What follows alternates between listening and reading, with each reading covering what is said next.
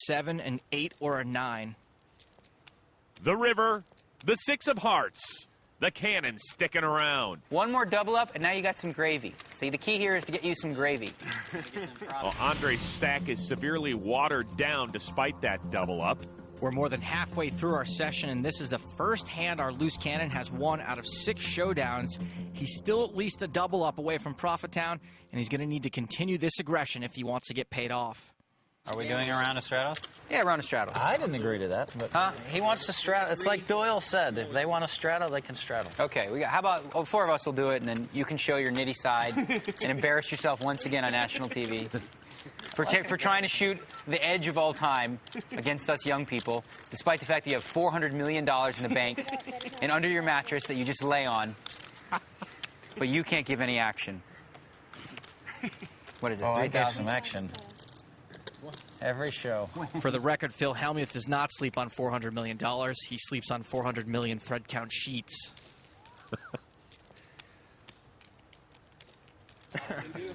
So it's Friedman against Negreanu as we go to the flop.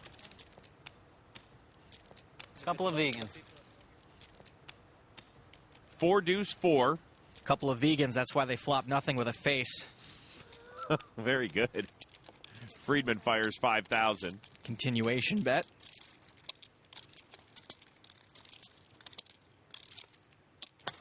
Daniel calls. It's pretty tough to flop only one overcard with a pair of 3s. Daniel might think to the best hand. 9 of clubs on the turn. It's going to be a tough card to bluff at. Friedman checks. Daniel checks. 7 of clubs on the river. Friedman checks. Check. Daniel checks. And Daniel wins. Pair's a pair. Would have had to give you 3 barrels on that one. Yeah, I thought about it. If he barrels 3 times, I guess he's just going to call, because what the heck. So Daniel picks up a pot worth 18 grand, but when we come back, we'll relive a hand that didn't go as well for Kid Poker. Stick around.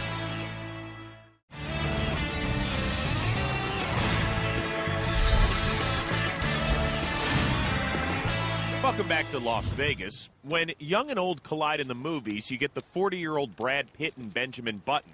When it happens on the felt, you get some cool poker. Over here, you got Phil and Daniel, and in one hand earlier tonight, Negreanu went at it with 2 of the young guns in Stern and Friedman.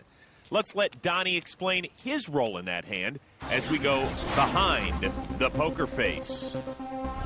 Up until this point in the game, I had been down probably about 50,000, and I opened under the gun with Jack 10 of clubs to 1,500, and Prahlad re-raised me. And he doesn't really need a strong hand necessarily to re-raise me here. You know, he definitely can have aces or kings or queens, you know, a very strong hand, but he can also be semi-bluffing. And Daniel flat calls. And again, Daniel doesn't necessarily need a super strong hand to flat call there in position. He can have a pretty wide range of hands too. And it comes back to me, and I make a pretty easy call. And the flop comes 6-8-9 with 2 clubs, which is about as good as it gets for me without actually hitting a made hand. And I decide to check. Now, I could decide to bet out on this flop, but the problem is I might just get called in both spots. And then I'm sort of stuck in a spot where I only have jack high, and if I don't hit my hand, I can't win the pot. So I want to sort of set myself up so I give myself a chance to actually win the pot right there on the flop instead of having to see the turn of the river. So I check, and Prahlad bets 7,000, and Daniel calls, and I raise to 32,000. Now at this point, for either of them to continue, they need a pretty strong hand because my range of hands that I can be raising on this flop is at the very least 2 pair or monster draws. And if I have a monster draw, and even if they have something like an overpair like queens or kings, it's only a coin flip for them, which is the best case scenario. But if I have something like pocket 6s or pocket 8s or pocket 9s, something like pocket queens or pocket kings is doing really bad against my hand. So I'm basically representing a very strong hand, but at the same time, I have the ability to actually catch up and win if they decide not to believe me. And with my hand, which is only jack high at this point, but still has a very strong drawing potential, it's best to turn into a semi-bluff. And that's what I did, and they ended up both folding. Obviously, better hands than I had.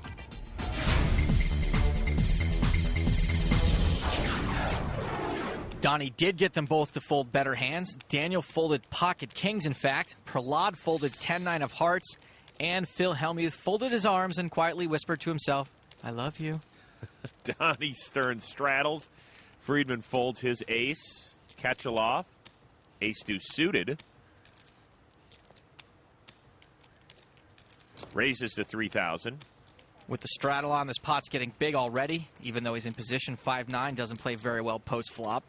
I had so many ideas. Phil folds. Capella folds. Queen 8 for Stern. Donnie straddled, so he's bought pre-flop position. And doggone it, he's going to use it. Let's see if it's a call or a raise. It is a re-raise to 10-2. This re-raise looks awfully strong considering how Donnie's been playing so far. He's not playing a lot of pots, and he's out of position. Eugene is in position with a hand that can make some disguised hands. He's also probably considering that Donnie might finally be getting out of line. Still, this would be a fairly loose call.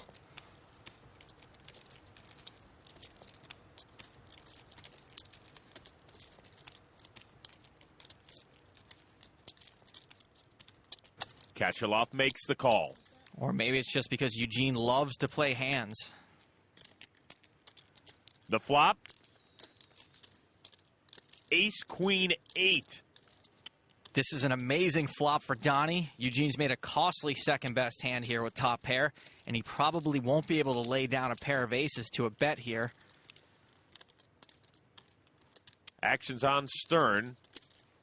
Fires 14,000. This is a decent-sized bet. The pot's already bloated because of the straddle. It's a 2/3 bet. This is how the internet kids do it. It's aggressive and confusing. Kachelov calls. And if you keep it consistent, it masks any sizing tells you might have. The turn.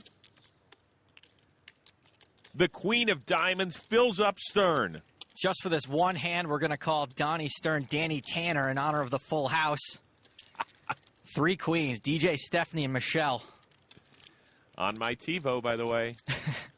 Typically filling up here would kill Donnie's action, but in this case, Eugene's picked up the nut flush draw, so it's going to be that much harder for him to fold. Stern. That's 31,000.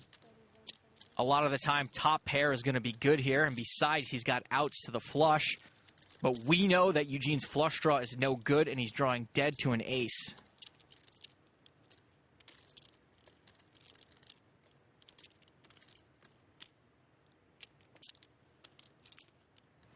Eugene calls.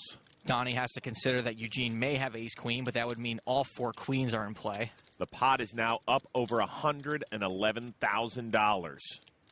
The river, the 10 of clubs. Doesn't improve Eugene's hand at all. Donnie's trying to think of the biggest value bet he can make. He has less than the size of the pot left in his stack, so I wouldn't be surprised to see a shove. I'm all in. There it is. Donnie all in. Now Eugene's in a tough spot because he's invested a lot of money in this pot. It's only about 1/3 of the pot to call, and Eugene's stuck with only 1 pair. Eugene's getting less than 3-1 on his money. Donnie has to be bluffing more than 25% of the time to make this call profitable.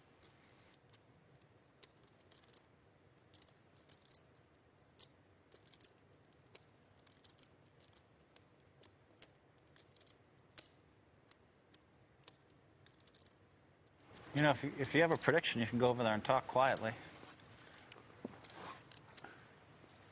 I want in on this. Like these guys needed an excuse to go talk to Amanda. I think ace queen versus ace king.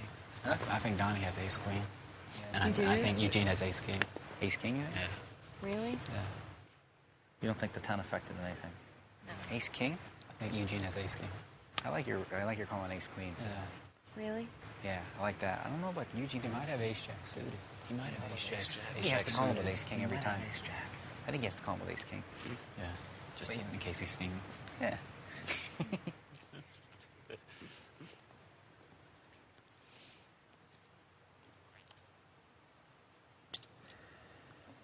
Eugene makes the right decision. Okay, what'd you guys have this hand? Good for the game. Wait, give him an option. What did you have? Good for the game. What, you guys have a bet on it? No, we had predictions. Well, with that win, Donnie Stern is now in Profitville. Phil Hellmuth, Daniel Negreanu also had solid nights. Eugene Kachaloff is only down a C note. Prahlad Friedman continues to have not such a great week, and Andre had some spots to pick up some chips but failed to capitalize. Well, our loose cannon Andre didn't make up any ground tonight. Meanwhile, the young guns at the table are starting to get busy. How will it all play out? Come back tomorrow night to see the battle continue. I'm Amanda Leatherman saying goodbye for now, and remember, if you've got the cash and the guts, there's always a seat open at the big game. See you next time. If you want to appear on the big game and be a loose cannon, simply log on to PokerStars.net. There are free qualifying tournaments every day.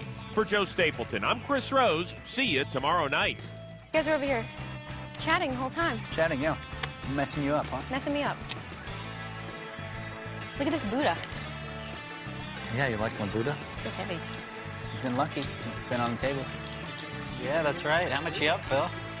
Like 60 or something? $60,000.